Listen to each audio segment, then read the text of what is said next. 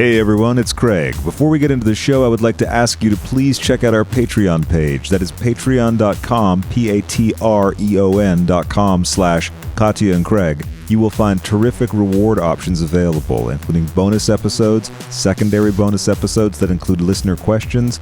Check out the options for yourself, see which one works for you, and now I'd like to say thank you very much from both of us for all of your support, your incredible notes, your messages, everything, the artwork.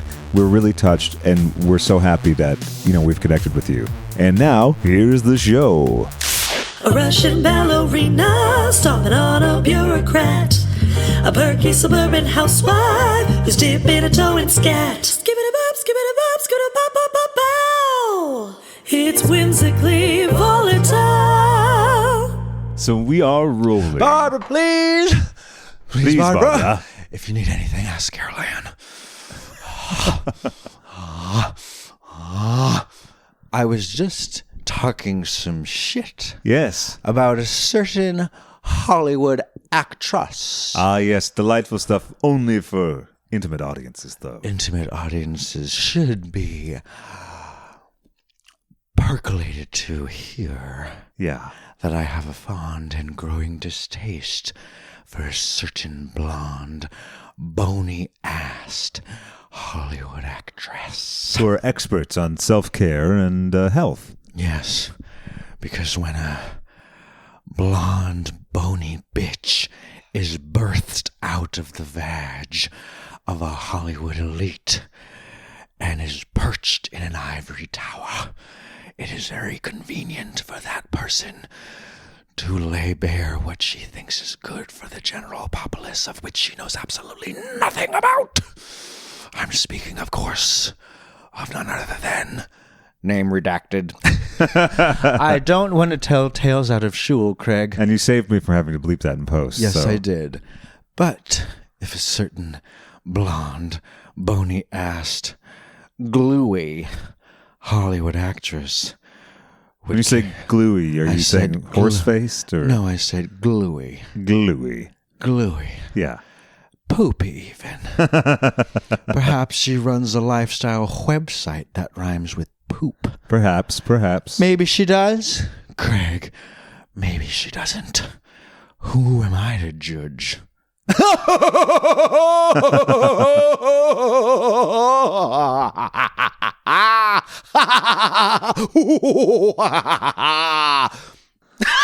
Thanks for listening, everyone. It's a short episode today because of tax reasons. We fear libel, slander, and... Slibo. and persecution. Ah, yes, persecution. The most dangerous of all. Persecution from the cultural elite. But one thing that we're not suffering from lately is lack of sleep. No! We did talk about that a few episodes ago. We are well rested. Very well rested, yes. How are you feeling today? I'm feeling pretty good. You're looking good, and you're sounding great. Why, thank you. Why, thank you, and the same to you. Don't you dare taunt me in that smarmy tone, you cringeworthy cretin. Gregory. Yes, Katya.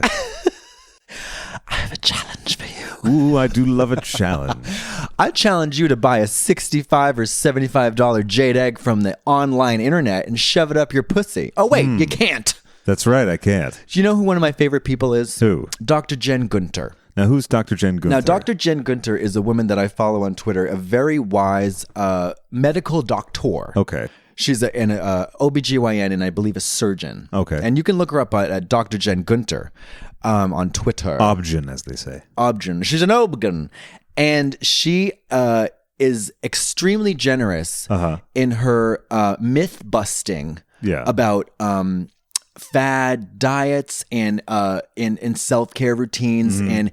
And which what I've noticed about her is that she's particularly sensitive to ridiculous vagina maintenance suggestions. Yes, sure. Yeah. And like steaming the vagina, like shoving jade eggs up there, like all, and especially as it pertains to certain ivory tower dwelling lifestyle website guru wannabes. Okay. Okay, I shan't name names, Craig, because I don't wish to be involved in slander or libel. No, of course. Or slibel. Or slibel. God.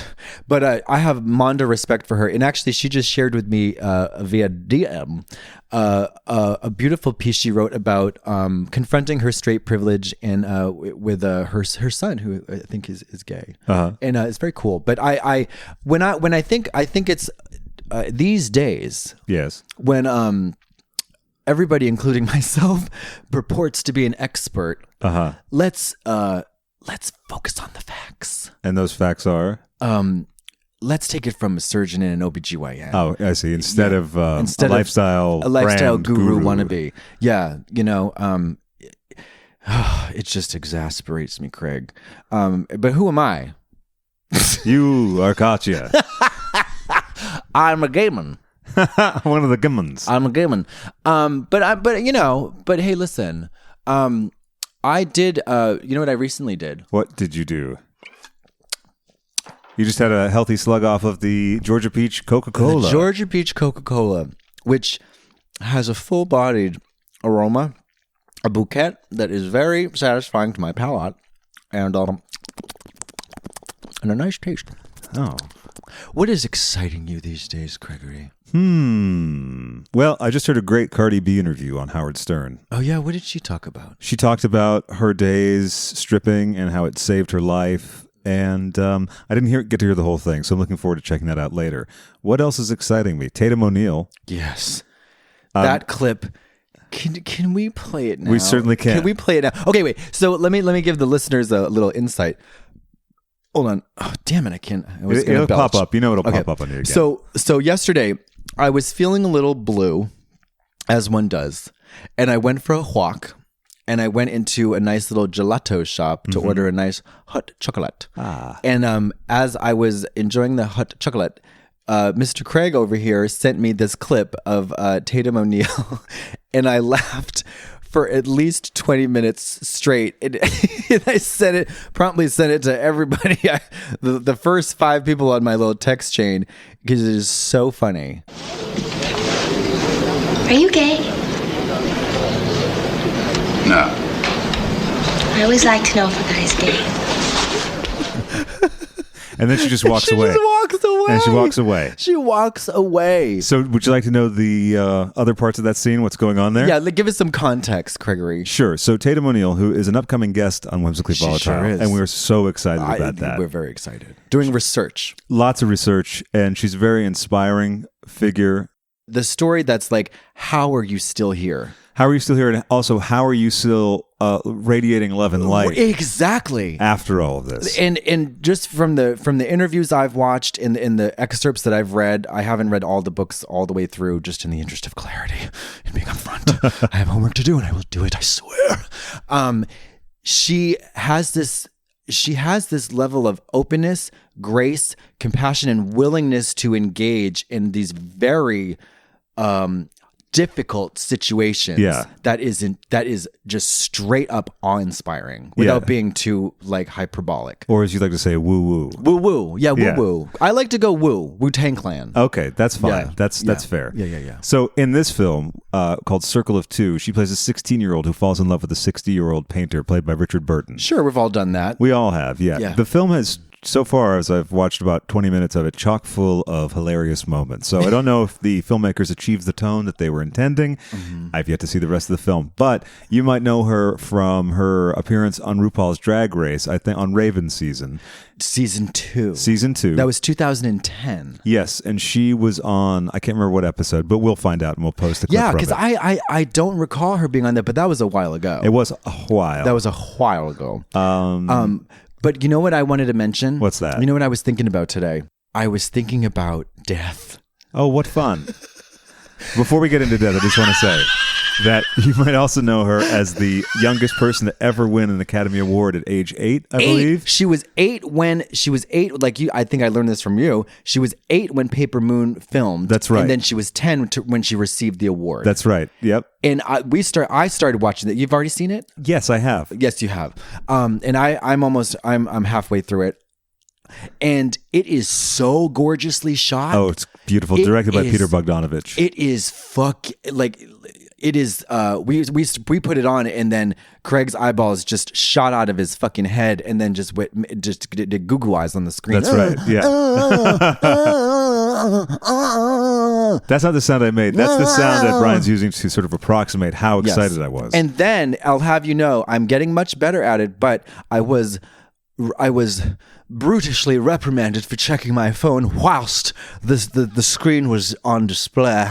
This is something I do. I'm very Craig, upfront about it. You're very upfront, and but it's like when it's movie time, it's movie time. That's right. If we're going to watch this movie, it demands full attention. That's right. And respect. Yeah. And dignity. I have that rule about anyone watching a movie with me, Yeah. which some people don't appreciate. But then we don't watch movies together if that's how that person That's how feels. you roll. That's how you roll. That's right. I make a very simple rule. I said, look, this is just how it has to be with me. Right. And if you don't want to do that, I respect that, but we cannot watch films together. Yeah. And I respect you for that, because that is you know what that is, Craig? What's that? That's a very mature illustration of declaring boundaries. Ah, that's good. Yes, thank you. I've been learning about boundaries lately. I think everyone's always learning about Do boundaries. you think so? I think so. I think even when you have the notion in mind, there's still instances in your day-to-day life and interactions with people that sometimes you forget, oh, wait a second. Right. This person does not like that. Yeah. Or this is not allowed. Or I don't like that. Or I don't like that. How about that one? Yeah. So I've been struggling with this with fans, friends, and other drags. Mm-hmm. This is a You funny... could say fans, friends, and fellow drags, because then you had F, and F. Oh my God, Craig, he's an alliteration expert, ladies and gentlemen. I don't know what to do. Because when I am a people person, but the trap of a people person is people pleasing. Yes, that's right. That's a big trap. And many of us fall into that over and over again. Over and over. Let's talk about people pleasing. Because it's a very large, murky subject. Yes, it is. And I have been, since I can recall from my earliest memories, I have been a people pleaser. Mm-hmm. I think I've fallen Can you prey to relate that as to well. that? Oh, absolutely, yeah. Yeah. And Don't want to make them feel bad. don't want to say what's on my mind. I Yeah. don't want to hurt their feelings. Right. I don't want to advocate for myself, because what if something goes awry? What if I ask too much? What if I'm brutally rebuffed? What if I'm rejected? What if I'm made uncomfortable? What if I'm fired? What if I'm blah, blah, blah, blah? What if I'm made a laughing stock? What if I'm shunned? What if I'm excommunicated? What if I just don't like blah, blah, blah? Right. Exactly. Yeah. And then there's also, shades of gray with that, because obviously when we first start off saying, well, it might hurt their feelings, or that, yes, there's the general decorum that one should have with other people. But see, even then, Craig, what is that general decorum? Exactly. No, it changes from context to context. That's right. Yeah. And, I don't want to be another silly goose or old. I don't want to be Mother Goose and just say kids these days, they've got no manners or decorum, or they're not gracious, or they're not polite, or well, I think that a lot of boundaries have broken down between the personal, between the professional, between the romantic, the erotic, and Yes. I just thought of something. What is that? This is going to seem like it's a non sequitur. I think our listeners might be used to that. So on 9/11, Yeah. talk about a breaching of boundaries, to say the least. On 9/11, I was in my first visual language class. Yeah. And that class was canceled. It was an 8 a.m. class, which any person who goes to college knows that's a tough beast to conquer. Yeah. The dreaded 8 a.m. The first project we worked on was how to communicate visually the difference between the sacred and the profane. Okay. These days, that's really not even an issue. Sure. In America, nothing is sacred. There's really nothing that's sacred anymore. Right. Not really. Right. Human life. But even then, that's in this administration, slippery. that's you'd be hard pressed. Sure. I was thinking about being a public figure, constantly surveilling myself on social media, having no filter, both with my speech or my actions, and always saying yes to stuff. I had no boundaries. I mean, there were literally not even the boundaries between what is unprofessional and professional didn't even exist. Right. Or the boundaries between what was acceptable and unacceptable, didn't care. Yeah, because you can't care if you're just in this constant fall forward of always just diarrhea of the mouth, sure, word vomit, overcommitting yourself, overextending, and then you don't want to disappoint them. Exactly, you don't want to let anyone down. So, and then you forget who you really are. I think I told you my friend Alexis Novak, who's a yoga teacher and a comedy writer. She tweeted a funny thing that was called a Dr. Seuss book about boundaries called "All the Places You Will Know." Okay. Like N-O. Yeah. And I thought it was all the places you'll go. Yeah. Oh, I thought you said no. Yeah, but a Dr. Seuss book about boundaries. Did you get it? No? What? Yeah. What? It's a joke. I missed the joke. I'm sorry. Like all the places you will go is the Dr. Seuss book. But if Dr. Seuss wrote a book about boundaries, I'm sorry. all the places you will know. I was paying attention to another podcast for a moment. I'm sorry. These things happen. Craig, listeners, I've been held hostage in someone else's house. I'm sorry. I'm listening to Mark Maron's show. What, did you repeat that? I'm sorry, darling. You were boring me. I've got one earphone on this show, on the other earphone on Mark Maron. Are you a good multitasker? Yes, with certain things. I mean, certainly you can't really be listening to two talk shows at the same time, but I can be listening to a talk show doing various things at the same time, and I think I'm a good multitasker, as good as anyone can be. Yeah. How about you? I was, until it all came crashing down. Okay. And then because my attention was so dispersed, I got to pull it back and focus on one thing at a time. Yeah, which is really the ideal way to do anything. It is. So if we go back to the movie watching thing, that's the ultimate way to watch it. Right, and you're so good at that, the laser focus. Well, because you have to, with certain things, pay full attention to. Now, ideally, we would just do one thing at a time, but I think it's the way the world is now, maybe? Well, so I like this rule that you have because, and again, I always just find myself, I feel like I'm shouting into an empty well of that stupid, like, bullshit, like kids these days, they don't know what to, Yeah. But do you know that I am hard pressed to find a person who can watch a TV thing without looking at their phone? I know. Look, I still will get the urge to, right? But what I do is like I did right now because I got a text. Yeah. And that's when I was momentarily distracted. Normally I don't look, but it was from Blythe, so I didn't know if it had something to do with something we were supposed to do or, you and I. So I checked it, and but I will turn the phone over. Yeah. Or one of my favorite things about the New Beverly Theater, which is currently closed for renovations, but it's the theater I've mentioned before on the show, owned by Quentin Tarantino, and they show double features every night and sometimes do movie marathons. They have a very, very, very strict no phones policy in the theater. You can go to the lobby. If you need to use your phone, go to the lobby. Yeah. Or in between shows or whatever. But if you're caught using your cell phone, you get one warning. That's it. And if they catch you again, you're kicked out. And there's no bones about it. Now, who's doing the catching? Well, They have ushers? They have people, the staff will circulate for the first 20 minutes of the film. Usually, though, people are really good about self-policing. If they're not, the great thing about the vibe in there is, I mean, I've leaned over to people and go, excuse me, you have to turn your phone off. You have? Oh, I've shushed people. I try to not do that because it can unleash an ugly blast of adrenaline. Yeah. Because a lot of times in movie theaters, if you're like, even one time I said, can you stop kicking my seat? And they were like, fuck you. And they kicked it even harder. What the fuck? This was years ago at a screening of Big Fish. But the thing is, when you're at the New Beverly, you sort of you're tacitly agreeing to the thing where they say at the beginning of the film, no cell phone use allowed. None at all. And so if you're flouting that, then you deserve to get kicked out. Absolutely. A, and be like, were you not fucking listening? And also, if people talk through a movie, no, ma'am. There's difference between like, I'm sorry, what did he say? Oh, okay. Right. Or like, I'll be right back. That's cool. Like, that's normal human. But when people are having a full-on conversation, I mean, I will lean over and be like, can you keep it down? Or, just... That's great. I mean, I'm not rude about it, but it's like, really, this is not, especially at the New Beverly, because it's, a sacred place. Yeah. But... yeah, so they'll have people go around, and thankfully it's not too common of an occurrence that people are doing that. Yeah. But because we do feel that urge, even when I'm watching TV, I was watching, I think, Vanderpump Rules, because I do a podcast about that as well. It was the second time I was viewing an episode, so I was being a little loose with that. But then I thought, wait, no, this is not good, because then you miss things. Yeah. And no matter what it is, and I've had arguments with people before, they're like, oh no, they were talking during a movie I was watching, with them. And they're like, yeah, but the dialogue hasn't started yet. And I was like, What? Yeah. Because a lot of people get very defensive and they act as if my rule or my feelings about it, my philosophy of it, oh, it's so ridiculous. It's what the hell. And I said, listen, it doesn't matter. Do you think that those are just chunks of film that are there to hold over time? Right. Everything that's gone into a film has been agonized over.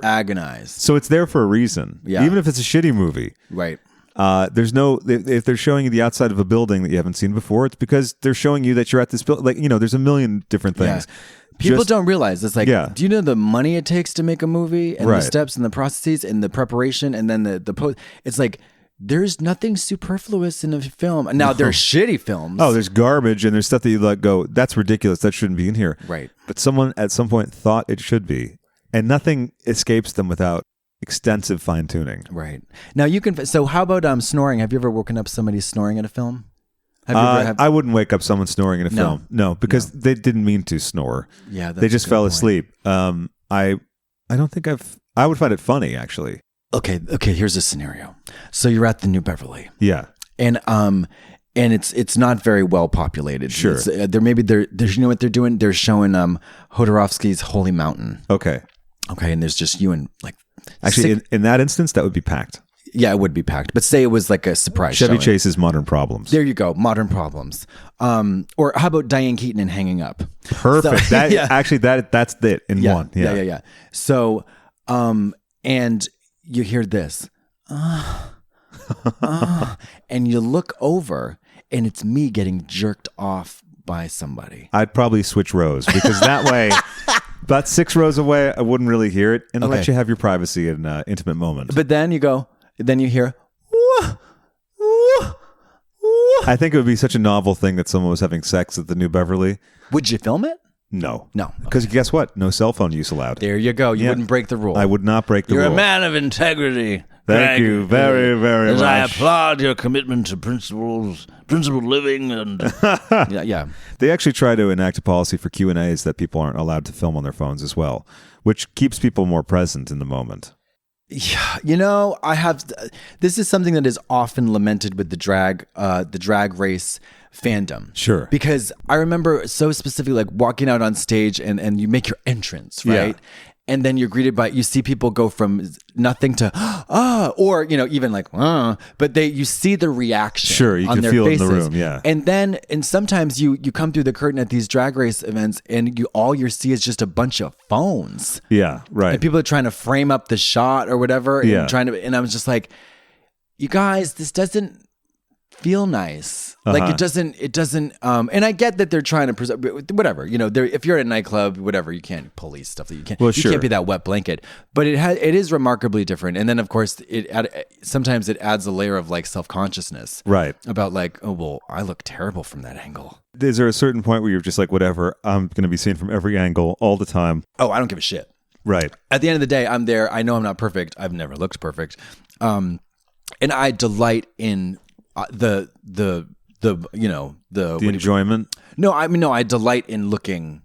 I'm not looking however you looking look. Gross. Yeah, like I'm sweaty.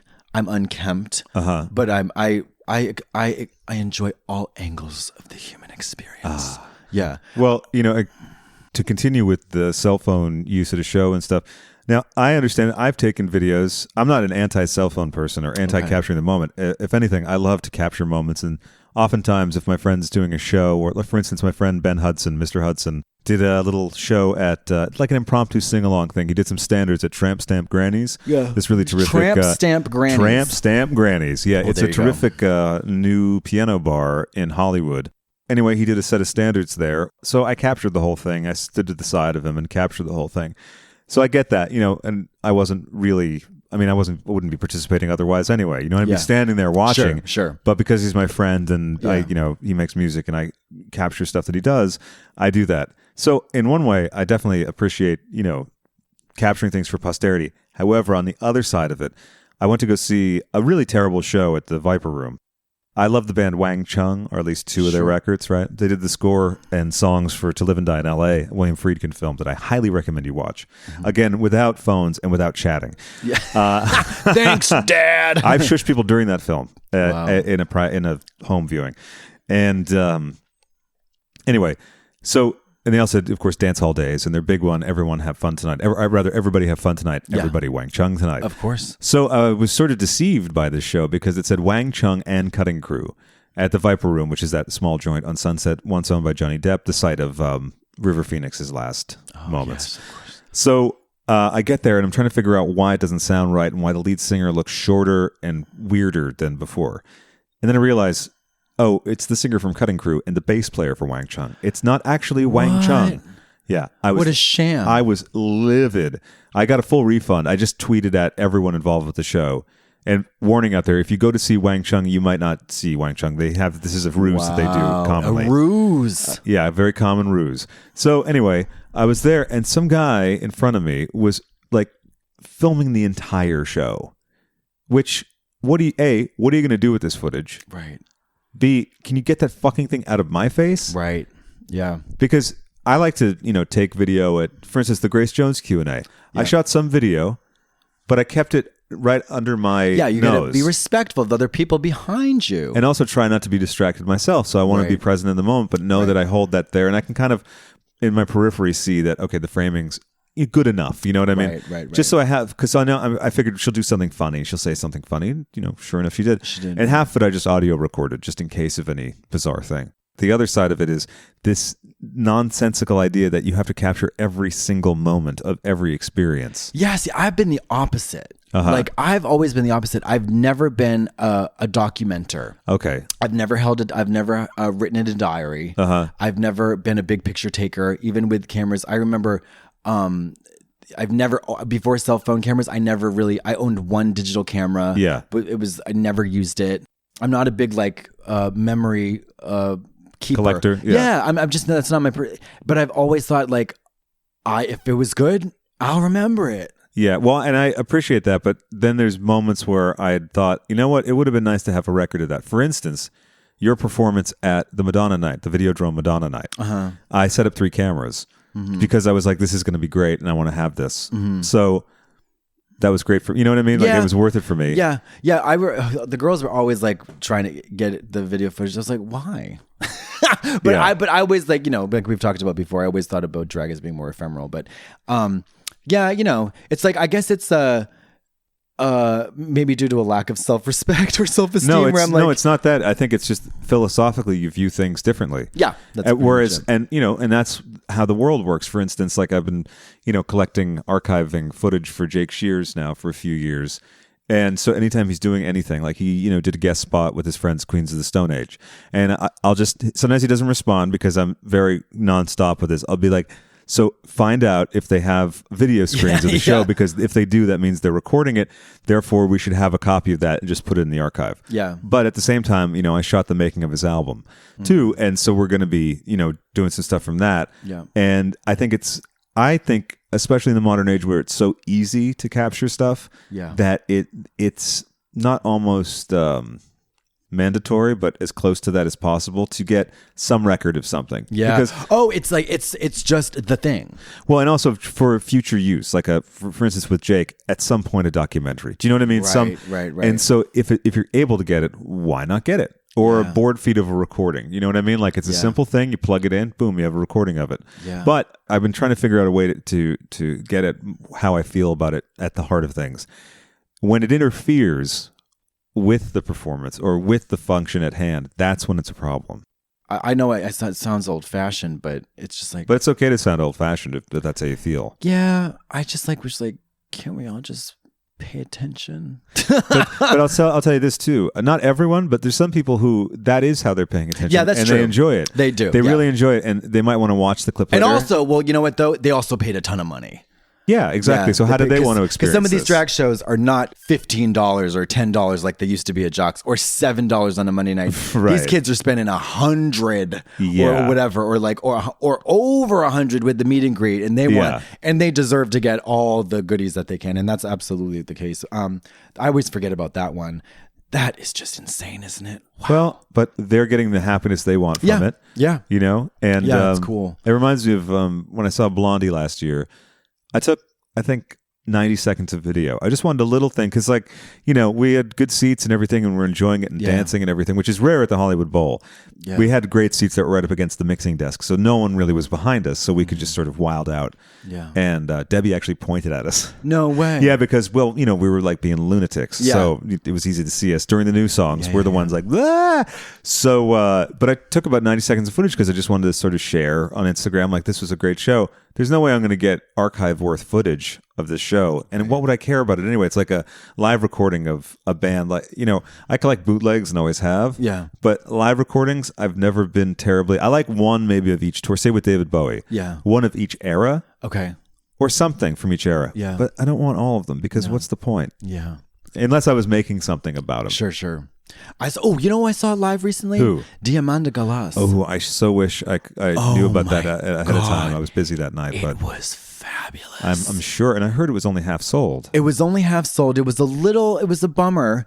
But I was tickled. And actually my friend Ridge Gallagher does her makeup. Uh-huh. And Ridge is a good friend. And I got to sit with Ridge and my friend Sam.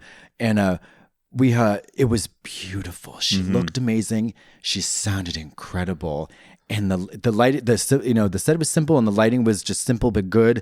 And it was nice to see all the freaks and goths come out. Yeah. You know, and it was just like, oh man, that voice. It's so cool. Yeah. She is a fucking dark witch, man. She's awesome. I just thought of one other thing about the cell phone thing. I want to, not to take. Oh yeah, but there was no, I was going to say, I mentioned that because I didn't see one person take a picture. Interesting. I didn't see one person have their phone out. It was all just a bunch of weirdo goth people just watching the diva. Right. It was awesome. Yeah. Well, sometimes you think, oh, someone's taking video of this because they really care about it. But then you see something like that horrible Wang Chung show. Yeah. And you think, there's no way. Are you going to watch this later? You're not going to post this. What are you doing with this? Yeah. Or you're going to, or, you know, it's like after I used to remember like on Facebook or something after like a Madonna concert, just seeing people's like super fucking shitty nosebleed garbage, but the audio is so distorted. It's and they're not even holding the camera still. No, they're like, look, I'm Madonna, and you can't even make out figures on stage. Right, it's just like, oh, you just needed a video to show that you were there. That's another aspect of that whole thing too. There is that. There's some people who just don't care about anyone else around them, and they're just going to do those endless, you know, those selfie shot things where they're swirling around like, look at, we're here. We're here. It's like so amazing. She looks like really good. And we're just like super jazzed about it. For like 30 seconds, it's okay. But then people just go and go and go and go and go. It's crazy. It's nuts. Y'all people are just crazy. Crazy. And I don't like it. But that being said, would you want to prohibit cell phone use at your shows? Yes, I would. Interesting. Absolutely. Yeah. So when we do, I don't know how, it just depends, of course, on each theater. But when we do the theater show, now nightclub, everything goes. Yeah. Actually, you know, and it's funny because like I've been thinking about like you grow distasteful of the nightclub circuit because it's kind of the same thing over and over. Sure. Yeah. You know, and you never know what you're going to get. Like you never know if you're going to have a dressing room that's a milk crate outside by the shed, or a giant, air conditioned room with all the amenities and stuff. You never really know what you're stepping into. But the thing about nightclubs is that, you know, you just kind of, you roll with it, you wing it, and you can't expect much. Right. But with a theater, when you've rehearsed and you've got a production and you've got load in and tech and all that stuff, my show, I am not going to allow cell phones. Interesting. Yeah, because I remember going to because people pay to go. Right. You got to pay to go. Right. You're gonna you know, there's a lot of money that went into this. That's going into the show. There's tickets, and they're very expensive. You cannot videotape the show for your friends. Sure. And you cannot bootleg it. Right. You got to pay to either come or you don't, and that's it. Right. You know, we're gonna. I don't know how we're gonna do this. But I really, really want that because I remember the first show that I went to was Cirque du Soleil when I was 11, and they're ruthless in their phone policing. Like they have ushers on every aisle, and they squash phone. They don't. Yeah. Now I think it's probably a little different because back then you could buy the DVD. Oh sure, yeah. And this was way before YouTube, of course. Yeah. And you could buy the soundtrack and everything.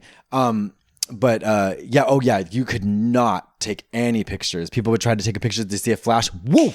Yeah. The usher would just swoop down and be like, "You gotta take it." It was great. It was really good. Or videotaping or whatever. Yeah, all that stuff. But yeah, I don't know. I think just I want people to be in the moment. I don't want people to take any pictures. That's fair. It's your show. It's how you feel. And about also, the meet and greet photo costs a lot of money as well. Sure. You know, so I want people to see. I want them to see me. I want them to smell me, but I don't want them to remember. You know, back to the movie thing with cell phones. I would like everyone listening to try this the next time you watch a movie. Yeah. Do not look at your phone. I'm telling you, you will enjoy the film more. And one of the arguments I've had with people is I'm like, you don't even know, you're not even paying attention. Of course you don't know what happened or the movie didn't make sense because you're not fucking paying attention. You're not paying attention. And that's and this is something that is that's been very difficult for me over the past few months. It has been so difficult, but so rewarding to not burp, but to focus my fucking attention on one simple task. Yeah. I mean, it is so crazy how I'm like everybody else. I used to be on my phone all day long. Yeah. I've got Twitter and Instagram, and I got rid of Facebook. Now I haven't had Instagram for a while, but I'll be back on it soon. But putting the phone down is one of the most liberating and consciousness clearing and cleansing exercises you can ever do. You don't have to be available all the time. It's all going to be there when you get back to it. That's true. It's actually better too because there's some stuff stacked up. Yeah, it's like, and I have because I have a lot of followers on these platforms. I turn off all my notifications. Yeah. I see what I see and I don't see what I don't see. Yeah. And that's fine. Right. Some people like to be on top of everything. Like I used to answer every email and every text as it came in. Sure. I'll get to it when I get to it. That's right. I'll get to it when I get to it. Yeah. That's just the way to be. Yeah. You know, other people, that's not their style. But for me, that was a real load off my mind. Right. And it was just, it's so fucking good not to be at everybody's beck and call because all the time. I really like social media. I like all the things that the phone offers, but you have to balance it. You have to keep it. Man. Yeah, moderation is key because you can't be checking it every 5 minutes. Again, watching a movie, watching a show, even a frothy, some would say inconsequential show, like say like Watch What Happens Live. Yeah, something like that. That's the point. I want to be watching this thing that's of this tone that has this kind of thing, and I want to be in it. Yeah, I want to watch it. I want to watch it. Maybe during commercials, I'll check my phone or whatever. Yeah. But you're robbing yourself, honestly. If you don't put your phone away or mute it or whatever during a movie or, I don't know, a show, anything, quite honestly, you're robbing yourself. No one else, just yourself. Just yourself. And like I said, anyone who has a problem doing that, try it a couple times. You will be blown away at how much better, even if it's a shitty movie or shitty show, because you'll be like, this sucks. This sucks. And then all of it is in this crystal clear, like, holy shit. I remember, what do you call it? I was reading these Buddhist books back in the day about how clear vision is when someone is enlightened, when they've reached the samadhi, the zenith of human consciousness, the trees are impossibly green. Sure. And blah, blah, blah, and the clarity that comes with that. And when I disengaged from distractions long enough to like walk out and be like, holy shit. Yeah. This world is fucking amazing. Like everything looks like, when you really look at it and you're not just like, your attention isn't dispersed in a whole million different things. You're just on the phone, and it's like life gets your peripheral attention. And that's a real bummer, man. Yeah. That can be disastrous because then your relationships can only get, it seems like everything else is a distraction from this one thing, the damn phone. Right. I see people on it all the time. No, everybody's on their phone. Yeah. Everybody's on their phone. And sometimes the phone works as a great thing. You're standing in line at the supermarket. It's slow. You don't know where to look. Great. You look at your phone.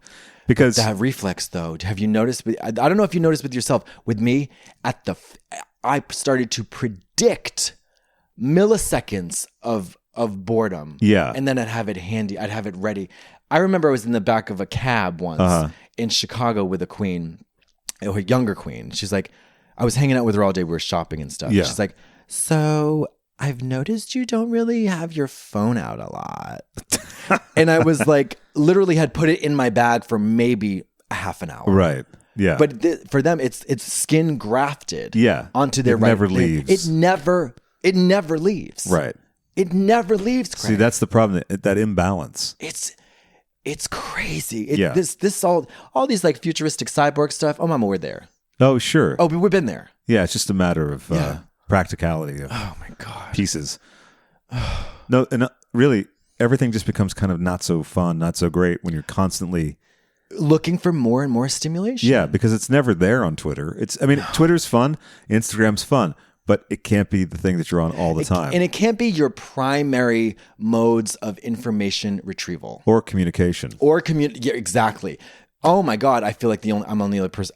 I actually am. I've talked to many of my friends that I keep in contact with, and I would say 4 out of 5 of them say that I'm the only person that calls them. Okay. Still. Yeah, I don't make that many phone calls or get many phone calls. But see, this is something that I'm used to doing from being in recovery. Oh, okay. Because the telephone is the lifesaver. Speaking of which, just because, okay. Is Dr. Ruth calling you right now? Dr. Ruth is trying to tell me the truth, and I'm just shining her Yeah, on. you're just being so uncouth about it. Hold on. May I have a sip of this? Please.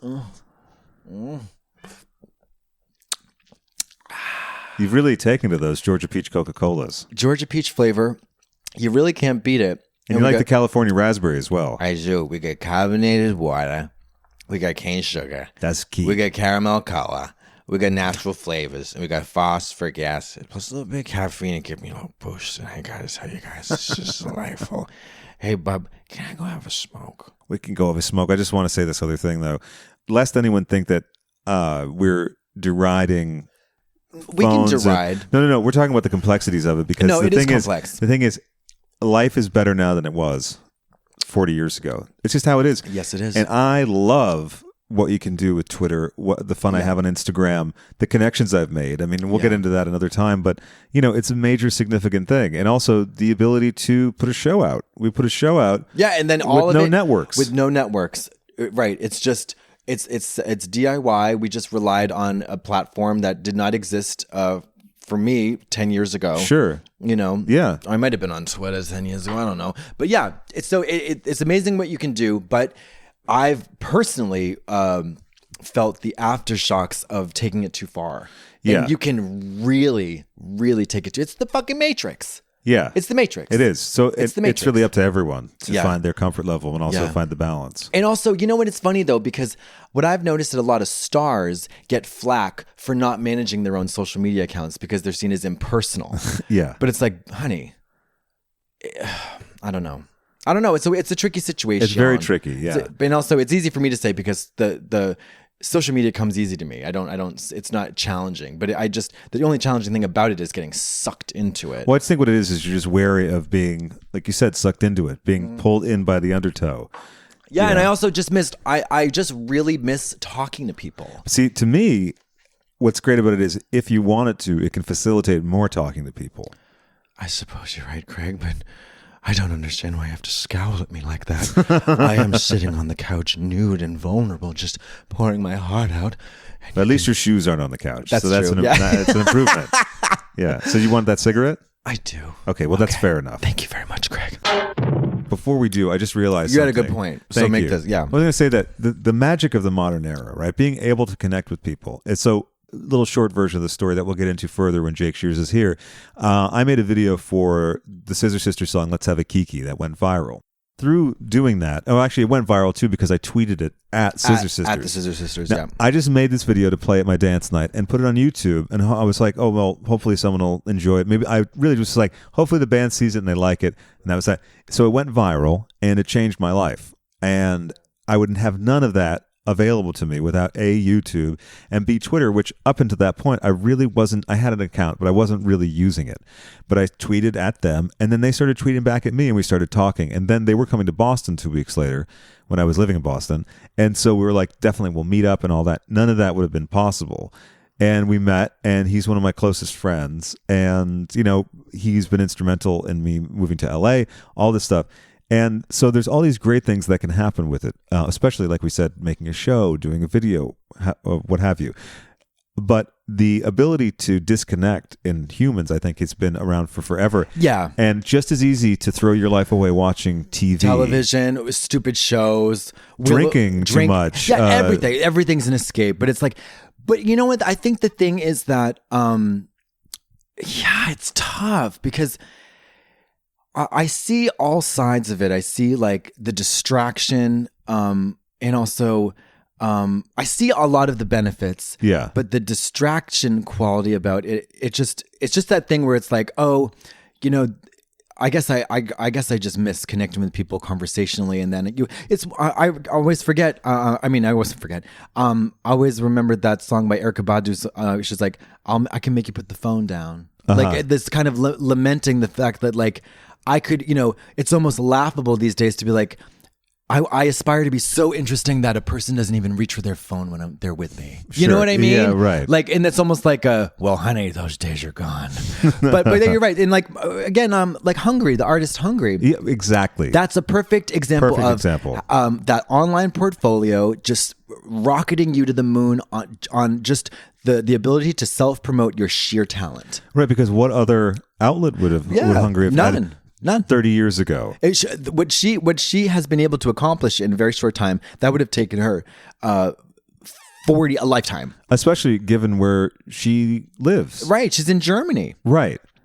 There's so many things that are so wonderful about it. Yeah, it's yeah, just, it's great. I understand that you're grappling with the distraction element because there is a lot of that, but it's all, I feel like it's always there. It's always been there. It always, yeah. The thing I do see though is that people really, they become very frustrated with assumptions about how like, oh, it should be so easy. I just put my stuff up there and I'm just waiting to be discovered. Well, you know, but that's an outgrowth of an earlier problem where people are just like, I'm going to go to LA and be discovered. Oh, there you go. Or I'm going to go to New York and blah, blah, blah. This Right. idea that anything is easy, particularly anything worth doing, is a cancerous thought. Yeah. And it's just plain old wrong. It's just wrong. It's dumb. It's ignorant, frankly. Yeah, it is.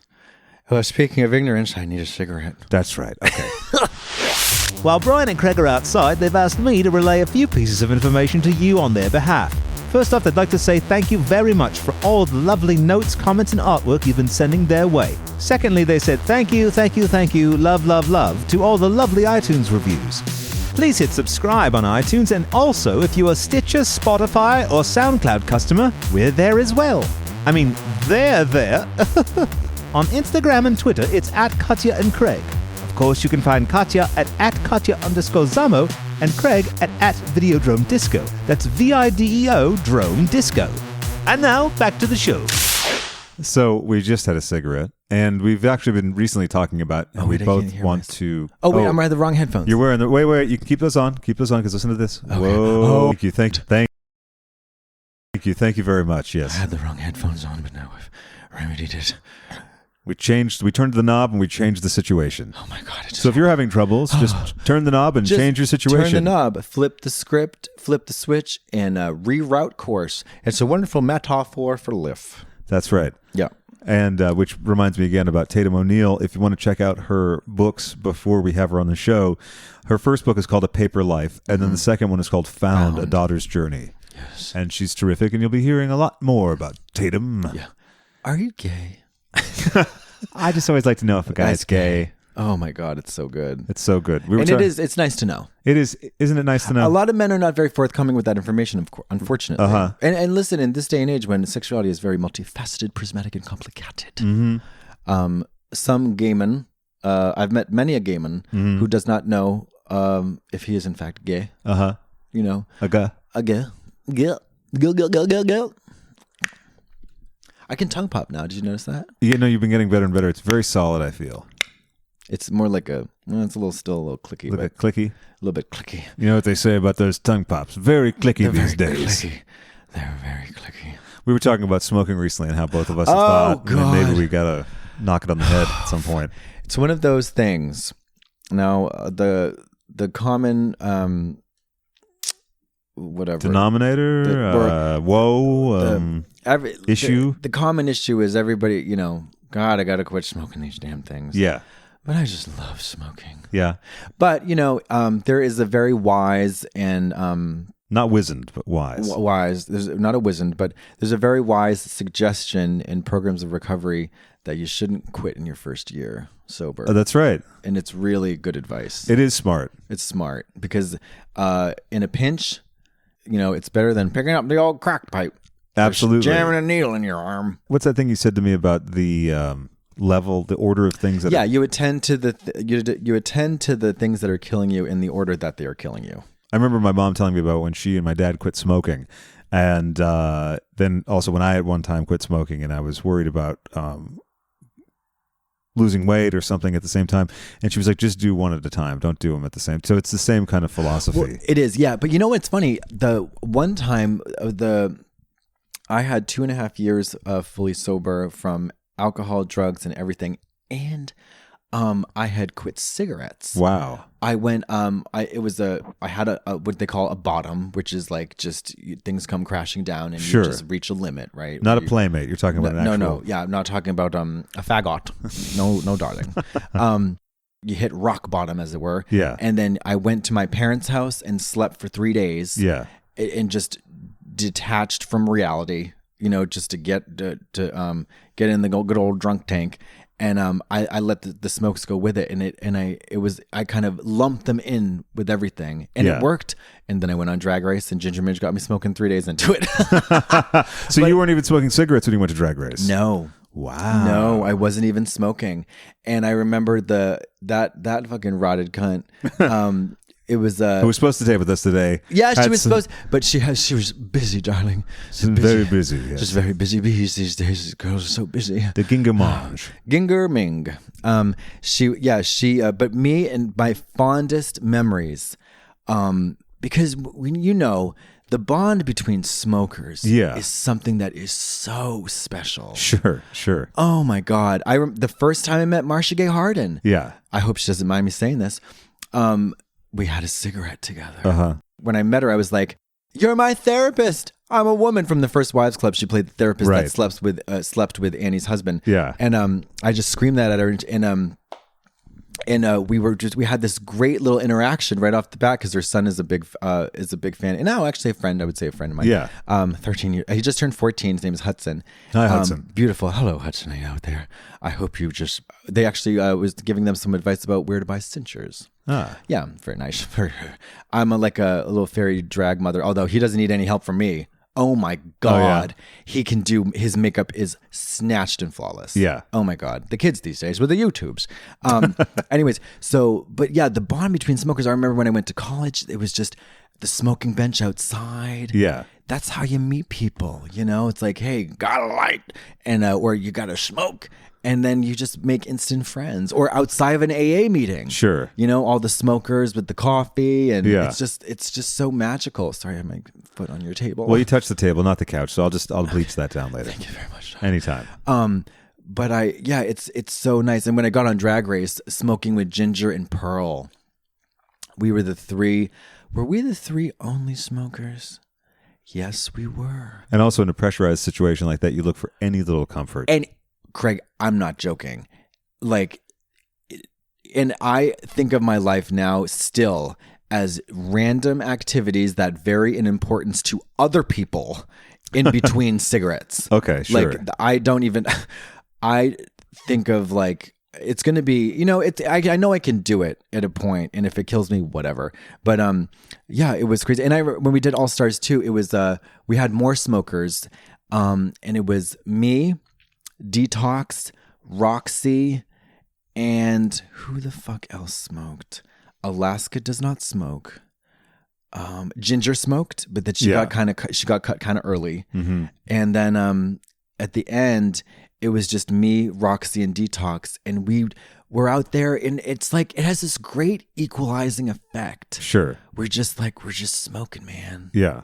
We're smoking. Yeah. Well, people who you might not ever talk to in other situations, that's how you meet them sometimes. Yeah. Yeah. I remember, I think I told you I was walking down the street in my old Hollywood place, and I walked down to Ralph's. Nope. Whatever. One of the strip malls. Ricky's. Yeah. I'll go Ricky Dickies. And it was 3 a.m, and I was just couldn't sleep. And I went down, and I ended up sitting outside a pizza shop, smoking with a couple of ex-cons, and we were just smoking cigarettes and watching Captain Kangaroo. It was so great, and we just talked forever. Like, they were like 2 of them had just gotten out of jail. There was another one too. It was like an indigenous guy, a Latino guy, and then some like really gruff Hell's Angel-y type of guy. Sure. And it was just this motley crew of us just smoking and talking about stuff. And it was great. Yeah. It's a great icebreaker and equalizer. If it wasn't so bad for you, it'd be fabulous. I know. Sometimes I think it's the only thing holding me together. I just love it. But yeah, I'm doing the vape thing. Yeah. But it's such a different thing. Yeah. It's such a different thing. I feel like I'm a third-rate magician. Do you know what I mean? Just sucking this carburetor and blowing out this like sugar stuffs. And it's certainly not cool looking, but it doesn't I don't smoke to look cool. I just like the fire. I like the fire and I like the smoke. Yeah. Well, we'll eventually quit. Yeah, eventually. Tomorrow's another day. That's right. Yeah. Tomorrow. But sometimes tomorrow never comes. That's true. Do you fantasize about death, Craig? I try not to, no. No. I saw the movie Annihilation. How was it? Incredible. I've only heard rave reviews. Incredible. And it's, do you know the premise? No. Can I explain it to you really quickly? I don't like spoilers, but sure. Okay, never mind. But go ahead. I mean, we're doing a show. We have to do basically something. No. It's basically the thing that stuck with me was that there was the people who something happened. Okay. Something dangerous, and the people that go in to investigate it. Mm-hmm. When you hear, I could just set up really, really broadly, sure, vaguely. When you hear something happen, like in a house. Mm-hmm. And the people who leave the house are not quite the same. Yes. Or they never get to leave. Gotcha. What would compel a person to go voluntarily in that house? I see. Yeah, I see the dilemma at hand. I like that. Yeah, it's a good premise. I want to go in the house. I do. And then it comes out later that these people have certain... they have reasons. With their personal drama compels them in one way or another to explore the dangerous, the dark, and the mystical. Right. And, it reminds me of that. There's a cliched explanation about spirituality that religion is people who are afraid of hell, and spirituality is for people who've been there. Ah. Yes. Oh! I was gonna, oh, shit. What, the devil and Father Amorth? No, I was going to spoil something about my career. Oh, well, no, I don't think you should. No, I'm going to keep it a secret. Keep it a secret. Secret club. Secret, but just know that there's something. Hey, fans, followers, and listeners, friends, I do wish to tell you that something very interesting is coming up on the horizon that I have not yet spoken of. Round the corner. Down the pike. And I can't tell you what it is. Up the bum. And in the mouth and through the witch hut. Yeah. That was really vague. It didn't make any sense, but I wanted to share it. So appetizing, right, listeners? Yeah.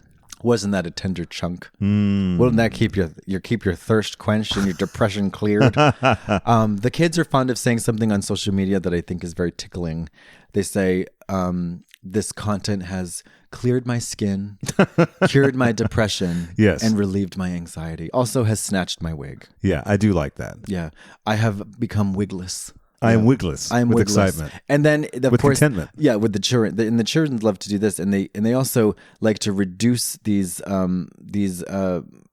idioms, these meme idioms, down to their absolute root, which is just wig. Just simple wig. Just wig. I like that, though. Do you see how the whole trajectory of language happens? Which is why instead of saying Miss Vanjie, I just go, are you gay? No. I always like to know if a guy's gay. I cannot.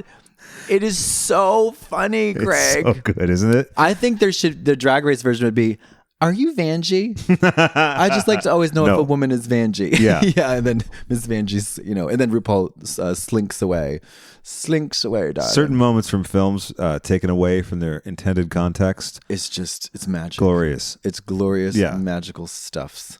I go to the good old gay classics like Steel Magnolias, which you haven't seen yet. I know. It's got some I'm good ones in ashamed. there. You're a pig from hell. And also, you are evil and you must be destroyed. I really have to see it. I know it's a glaring omission in my film knowledge. It's the most iconic scene, of course, is when Sally Field breaks down at the end and has this epic freak out. Well, I don't want to know any more about that because if it's at the end, that would constitute a spoiler. No. It would be a spoiler, but it's worth it because she's so good at emotional rawness. Yes. And she wants to know why. But yeah, I won't say it. No, I'll have to watch that soon. But then again, the good thing about not having seen certain films is you can see them now. Hey, listen. Oh, and we were talking about this before. Hey, guys, the thing about good films is that they don't go anywhere. Right, especially now. Again, now, not before, but now. Before, the shit would just go away. It would go away and you couldn't find it. I actually started watching, when I was in Ruhab, they had... Ruhab? Ruhab. I was in Ruhab. And I watched White Zombie. Oh, the old Bela school. Lugosi one. Mm-hmm. And that was fucking cool. And it was not very well received by my Ruhab mates. Like, what are you watching that stupid black and white shit, you fucking weirdo? And I was just like, but look, it's cool. Yeah, it's really chilling. It's really chilling. And the imagery, all this, it's just very chilling. Bone chilling. It's like scary. Yeah. It's like scary. You like how I say that? It's like scary. Yeah. Craig, you gotta realize it's like scary. Well, White Zombie's really like scary. yeah, because you know what gets my goat about horror films these days is the jump scares. Oh, yeah. I'm not a fan of that. And one of the coolest, and it's hard pressed for me to find a really bone chilling scene that doesn't rely on simple gore or doesn't rely on jump scares or sound design. Yeah. But one of the best. I wasn't the biggest fan of Ryan Murphy's American Horror Story series. I was totally glued into American Horror Story: The House. Okay, the first one, right? The first one, and then the one the latex bodysuit. The latex body. Although the only sort of issue I have had with those series is that there's just so many thematics going on. There's too many. There's way too much stuff going on. For instance, less is more. The one, I don't know which season. I think it was the third season, but the one in the mental home. Oh my God! Then they invited the Nazis and like the aliens. What was going on? It never. There's so many loose ends. And it's funny because Ryan Murphy is so prolific, right, in his production. Yeah. Like he's got his hands in every. I mean, he's really like taken over TV. Yeah, exactly. But less is more with these themes. I mean, sure. For Christ's sake, like, and I'm not gonna. Asylum. That was the name of it. Asylum. The witch one.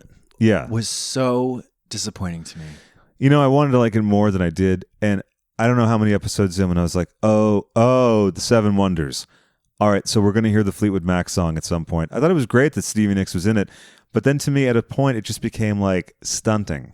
I love it for its dragoonery. Yeah, no, sure. And even Trixie Mattel was on one of the episodes of Roanoke as herself. Sure. So Ryan Murphy he loves the girls. Yeah. You know, and the actresses, you can tell that it's I think Tom and Lorenzo had a critique of Ryan Murphy stuff as using diva puppets. Okay. That, you know, like employing these big name divas like Jessica Lange, Susan Sarandon, Kathy Bates, and Angela Bassett, you know, these big name divas, and Frances Conroy. Oh, sure. And the campy expression of these, but the camping up with the really graphic imagery of these really heavy themes gets a little bit uncomfortable. Well, it's sort of unruly to a degree. Oh, and then in the convoluted storylines. And I was going to say, I love what I saw of Hotel with Gaga. I thought she was fantastic in that. Yeah. And I'm so excited that Joan Collins is going to be in the next season. Oh, that's right. Yeah. Well, now, do you know what the theme of the next season is? I don't. I mean, what's left? Do you know what I mean? Des Moines? No, insurance salesman. Yeah, insurance. Yeah, American Horror Story. Wall-to-wall carpet. American Horror Story, Notary Public. Yeah. American Horror Story, mismatched slacks. Seriously, American Horror Story, culottes for lunch. Yeah, it does. There's so many things, and I remember like Chloe Sevigny and the Asylum one was like some mutated, experimented on by the weird Nazi doctor, and then there's aliens, and then it was just bizarre, and it was all that. Wait, and you have the serial killer. And a serial killer. And it was just so insane. It was so insane. The one thing, and a lot of the violence was very gratuitous to me. And I thought the racial stuff in the one with Kathy Bates the New Orleans one? Was unforgivable. Okay. I thought that was unforgivable. I thought it was like torturous porn. Yeah. And listen, I'm all for revenge porn in a horror film. Like Inglourious Bastards to me was one of the best movies I've ever seen. But then Django Unchained, the payoff wasn't big enough.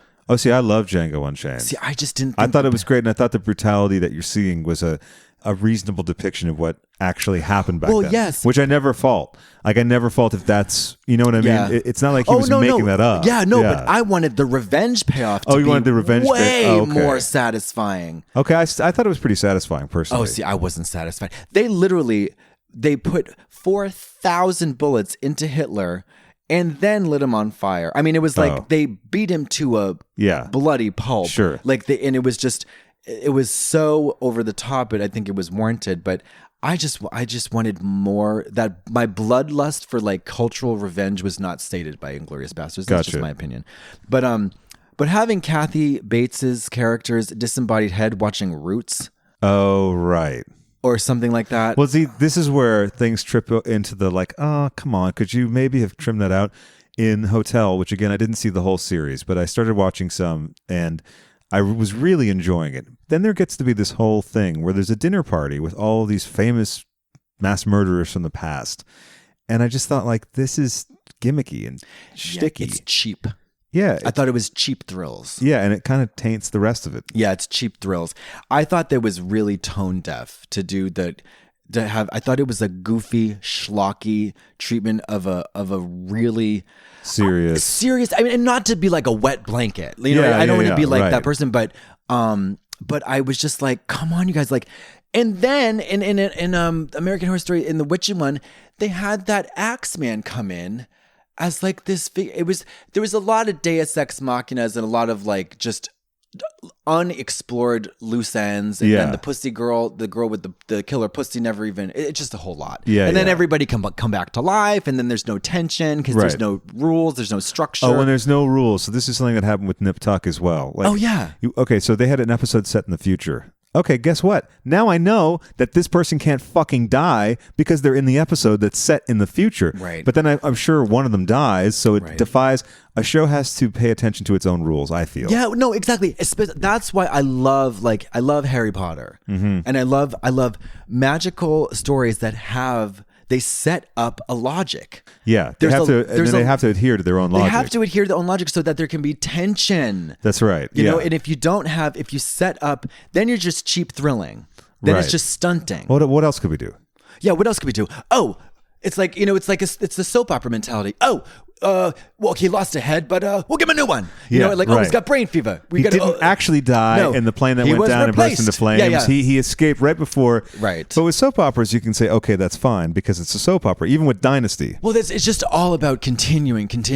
Yeah, right. But this is about, but a series though is the arc of the whole series. Well, and these are contained series. Yeah, they don't go. It has a beginning and an ending. Yeah, exactly. So it's like you watch the first episode with all the suspense of what's going to roll out this season. Right. And who are these characters and how are they going to find their power or be destroyed or whatever. And with witches, oh my God, I just love witches so much. Yeah. It's just like, what is the magical rubric?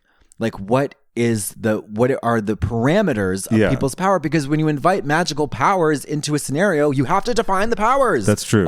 Everything's possible and there's no story. Yeah. Then you're just jerking around. Because it's like, the wizarding world, these wizards know the wizards and witches find out at 11, then they got to go learn their shit, and then some people are more powerful than Yeah.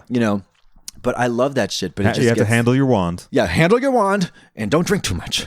But yeah, but it's great. But yeah, it's really frustrating for me to watch something that doesn't have enough parameters and or discipline to adhere to some kind of logic. Yeah, exactly. And it's okay to bend a little bit. Like that's why I love Game of Thrones because there is the specter of magic everywhere, right? But they really do kind of adhere to a historical medieval kind of environment, right? Where so the ravens can you can send a raven, but it's like you can't just get the Delta New York to Boston Express in 20 minutes.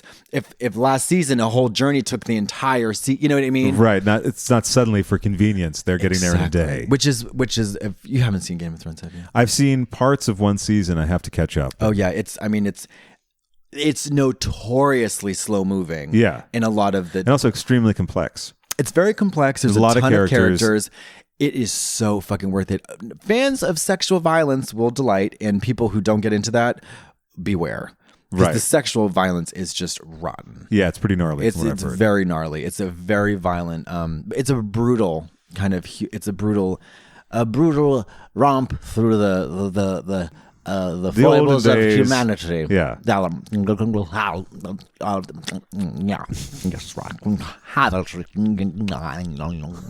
Exactly, darling. Yes. I couldn't have said it better myself. No. Are you gay? No. I always like to know if a co-host is gay. Do you know any good jokes? I don't know any jokes. I don't like jokes. I don't like those set up punchline jokes. I don't either. Yeah, I'm not. And I've never comedians been who do a that stuff, big I'm not. fan. No, I'm not either. I don't like that. Guy walks into a bar kind of stuff. Can't stand it. Yeah. And I get so the structure of I've always been into storytelling. Well, I like sort of comedic logic and like the rule of three. Yeah. We say the first two things are kind of mundane, and then the third thing is completely wacko compared to the first two. Oh, things like that, I love. We do that all the time. We do, and I just started eating. I'm sorry. You're adhering to the logic of your own show now. Yeah. I'm adhering to the logic of my stomach. You're like, I fucking hate when people eat when they do a show. Now I'm going, no. And what are you eating? I'm eating a fruit tart purchased from some fancy pansy finery boulangerie down the street. Sweet Lady Jane's, also known as Sweet Lady Jane's. It was a fabulous place. And there was a man inside who was very attractive. Oh, well, that's a bonus all round, right? I said, hello. Hello. Hello. Are you gay? And I said, you can give your dick to the laundry. You can give your head to the cook. You can give your love to your mother. But baby, that ain't no something. You all know you can that give your one, heart right, to the listeners? music. But if you ain't too blind to see, baby, so give your dick to me. Ow, give your dick to me. Give it to me. Hello. Hello. Hello. Hello. You can give your clothes to the laundry. You can give your head to your cook. You can give your love to your mother. And baby, that ain't no joke. You can give your heart to your music. And if you ain't too blind to see, then you sure know how to use it. Baby, so give your dick to me. Ow, give your dick to me. Give it to me. Ow, give your dick to me. Give it to me. Hello. The piano breakdown is great. That's her, I believe. That's Barbara on piano. Than a machine. I am better than a machine. I am better than a machine. Give your dick to me. Give it to me. Ow, give your dick to me. Give it to me. Hello. When you're just a middle-aged musician, you may think this is all a big bore. But when you do it in all them positions, baby, you open my doors. Well, you better hurry up or you'll lose it. There lives to be 103, but you sure know how to use it. Now, so give your dick to me. Ow, give your dick to me. Give it to me. Ow, give your dick to me. Give it to me.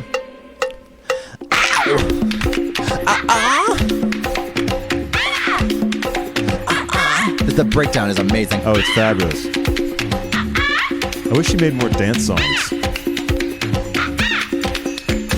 Life is really worth living, and part of that comes in giving. So come on, it to me, baby. Give your dick to me. Ah, give your dick to me. Ow, give your dick to me. Give it to me. Hey, man, get your shit together. Get it together. Cause you know that you've got such a wonderful thing. And hey, man, I'm not into leather. Nope. No, All I wanna do is kiss you nice and I want your ring. Oh. Take off your pants, take off your shirt, take off your shoes, take off your skirt. Hey, man, give your shit to me. Hello. Hello. You can give your brains to science. You can give your liver To the zoo. You can use your ass like an appliance. Yeah, polish it up like new. Better give good bottom, and you know it. Are you tired of all those ladies at your feet? It's cause they love your great balls of fire, baby. So give your dick to me. Ow! Give your dick to me. Give it to me. Oh, give your dick to me. Give it to me. Yeah, give it to me. Give it to me. Give it to me. Me. Give your dick to me. I fucking love this song. It's a great one, right? Give your dick to me. Give your dick to me. I want your little Richard. I want your little Richard. I want your little Richard. Thank you, Barbara Marquet. And I created a bat-winged cat suit in a Missoni style with a lot of problem pattern chevrons, just for that groovy track. That's right. Yeah, you dedicated a lot of time and energy to that I track. surely did. And guess what? It never got its full due. Every time I performed that, people never really felt and experienced the full depth and breadth of its eroticism and free nature. It's got to be just the right crowd for that song. Because also the vocal is kind of buried. Well, the vocal is buried. It's not the best recording. Well, and also the available version. Now, I actually have the 7-inch 45. I bought it. You got a what now? 7-inch 45, You got a baby. what Don't you now? forget it. Are you gay? I really like the way you say it. It's really good. Are you gay? No. I just always like to know if a guy's gay. And then you leave. That if anybody's got social anxiety at home, and they're, you know how going to a party can be real tough. Sure. You know, so you just walk in, you find the nearest guy who's not talking to anybody, or maybe he is talking to anybody, and you go, "Are you gay?" And then he looks over. And you don't even have to wait for the answer, because these days some people are real confused. Sure. They're taken aback and they might be a little frustrated or become violent. So you just say, "I always like to know if someone's gay," and then you leave. Yeah, just waltz right out of there. Waltz right out. Hey, you showed up. You put in the work. Now did go your home and thing. celebrate. That's right. Yeah. Also, I can't overstate the importance of the dip. Do you know about the dip? No, tell me about the dip. The dip. Okay. Sometimes you find yourself in a very precarious situation. You got to dip. That's true. You just got to dip. Sometimes, hey, listen, sometimes you're living with a roommate. Yeah. Sometimes you're working with somebody. Sometimes you're working at a job. Sometimes, you know, you can't take it anymore. Guess what you can do? It's called DIP, the dip. You got to split. You got to dip. Split. You got to talk to me fast, baby. I got 5 heavy trip and jive turkeys on my tail. You got to go dip. And then you can answer questions later.